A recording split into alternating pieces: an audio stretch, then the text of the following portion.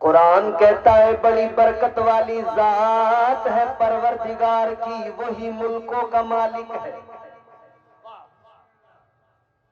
بادشاہت اس پروردگار کی، سارے خزانے اس اللہ کے، وہی نوازتا ہے، وہی دیتا ہے۔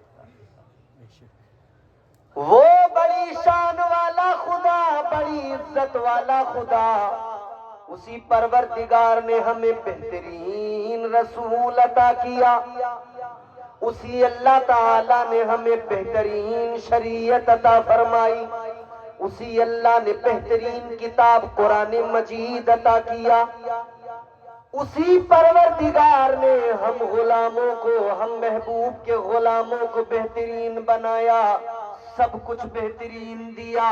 اللہ نے جو دیا انمول دیا۔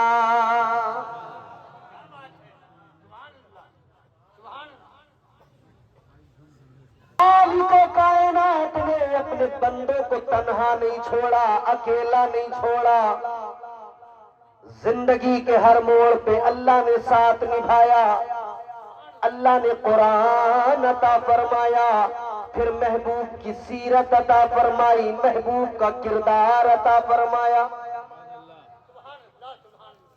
زندگیاں بہتر بنا لو، سب کچھ ہے تمہارے پاس، کسی چیز کی کمی نہیں، بہت عمدہ، سب کچھ ہے۔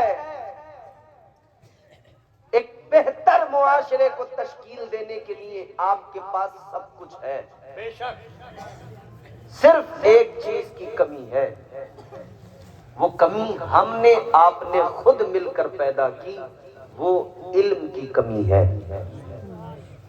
بہت صحیح۔ عزیزان گرامی وقار ذرا توجہ فرمائیے،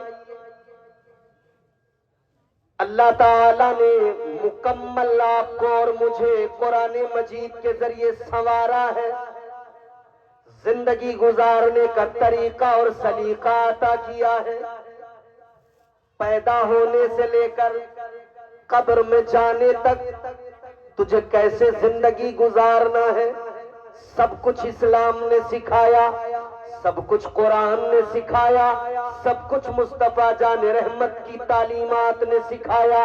اور جب تو قبر میں جائے گا تو قبر میں جانے سے پہلے تجھے اپنی اس زندگی کو اس زندگی میں بہتر بنانے کی ضرورت ہے۔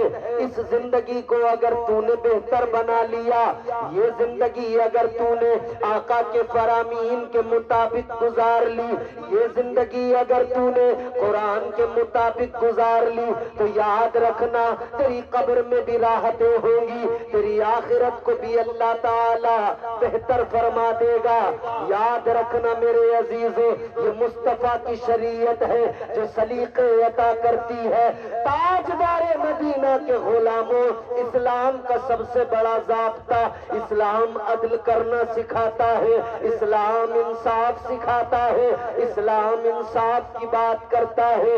عزیزان گرامی وقار، اور انصاف کا آغاز کہیں باہر سے نہیں ہوتا، انصاف کا آغاز سب سے پہلے اپنے گھر کے اندر سے ہوتا ہے، سب سے پہلے اپنے گھر کے اندر سے ہوتا ہے انصاف کا آغاز۔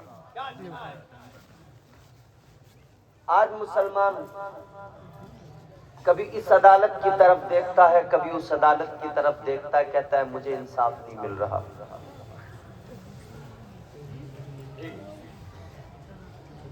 آج مسلمان ذرا سا غمگین ہے، کہتا ہے مجھے انصاف نہیں مل رہا۔ ساری دنیا کے مسلمانوں سر جوڑ کر بیٹھے، دنیا کی عدالتوں میں انصاف تلاش کرنے والوں، پہلے اپنے گریبان میں جھانک کر دیکھو، کیا تم منصف ہو؟ کیا تم انصاف کرتے ہو؟ کیا آپ خود سے انصاف کرتے ہو؟ کیا آپ اپنی اولادوں سے انصاف کرتے ہو؟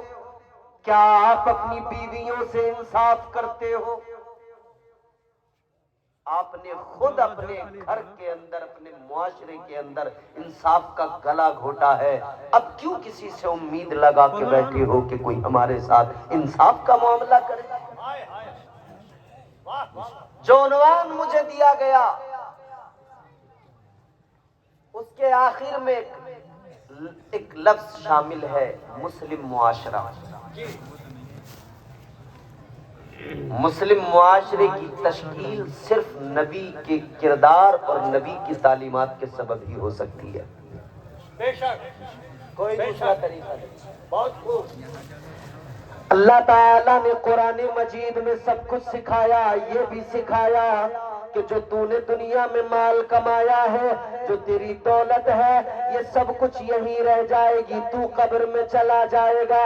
اے مسلمان، جب تو قبر میں جائے گا، ابھی تو قبر کے اندر فرشتوں کے سوالات کا جواب دے رہا ہوگا، ابھی تو ادھر پریشانیوں میں ہوگا کہ ادھر تیری اولادیں کیلکولیٹر لے کر بیٹھ جائیں گی، ادھر تیری اولادیں جھگڑا کرنے لگیں گی، ادھر تیری اولادیں مال کے بٹوارے کو لے کر لڑائیاں کرنے لگیں گی، گھر میں فساد ہونے لگے گا۔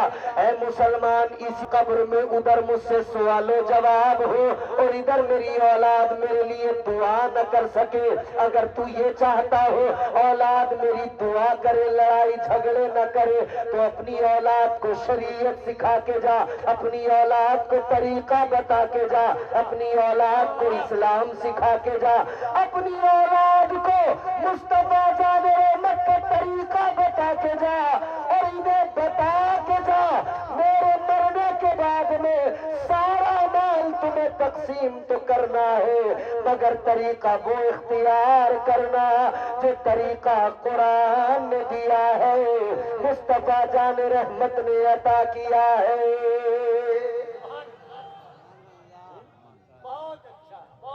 وہ طریقہ، تھوڑی سی آواز، وہ طریقہ اختیار کرنا۔ ہمارے علماء موجود ہیں، کیا گفتگو ہے ماشاءاللہ، ہر علاقے میں مفتیان کرام، علماء کرام موجود ہیں۔ آپ کی جیسی سچویشن ہو، سچویشن کے اکارڈنگ مسئلہ معلوم کیجئے، مگر قرآن کیا کہتا ہے؟ اللہ تعالیٰ نے فرمایا یوصیکم اللہ فی اولادکم للذکر مثل حظ الانثیین۔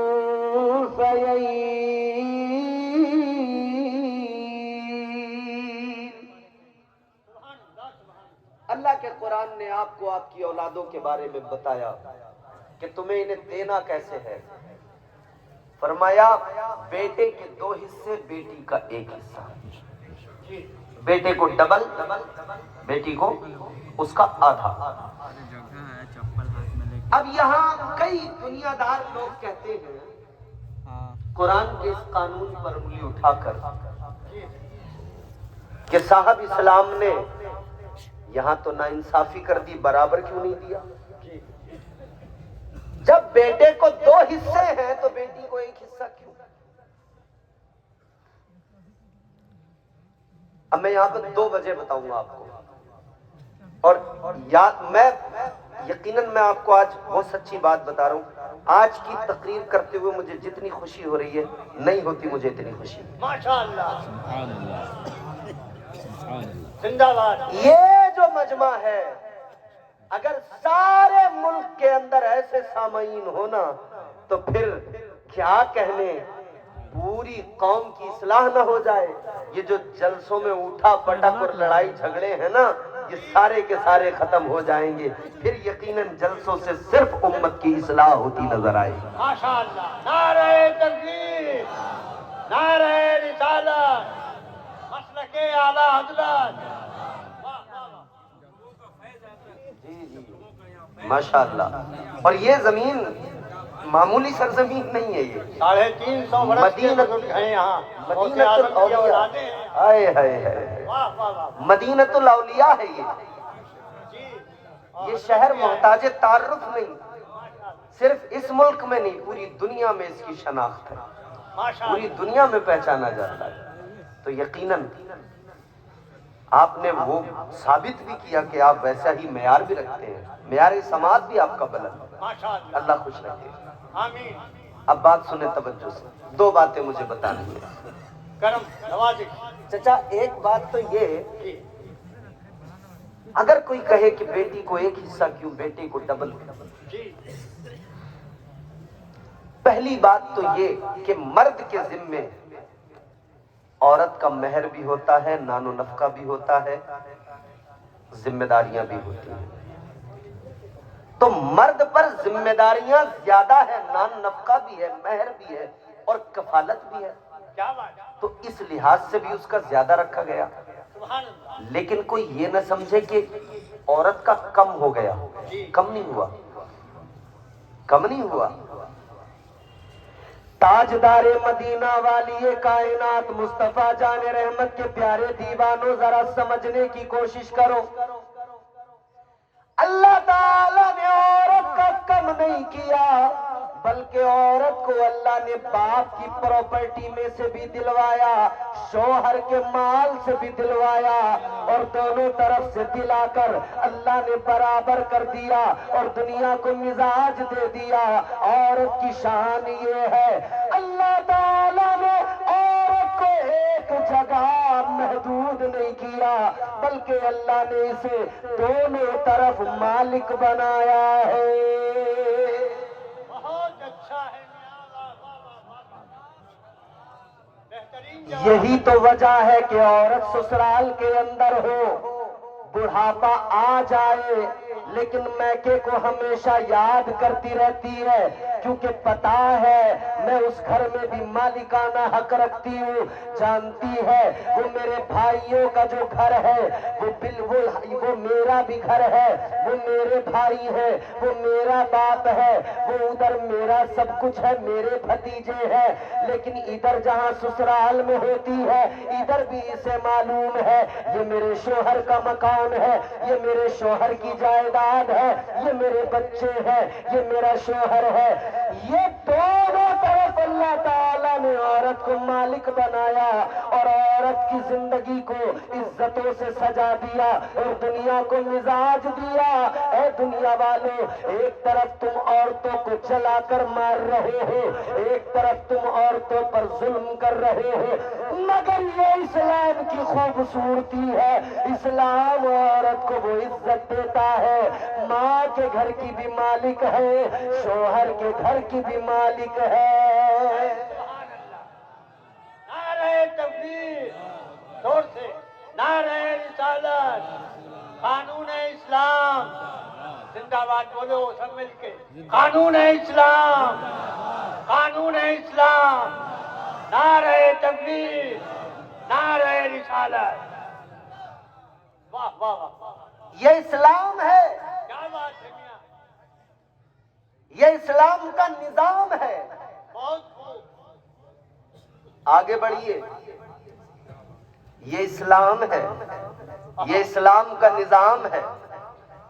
اسلام عزتیں دیتا ہے، کسی کی حق تلفی نہیں کرتا۔ بے شک، یہ نظام وراثت، یہ قانون اسلام صرف مال کی تقسیم نہیں، بلکہ یہ دنیا کو بتاتا ہے کہ اسلام جب آیا ہے تو اسلام نے انصاف کیا ہے، اسلام نے عدل کا پرچم لہرا دیا ہے۔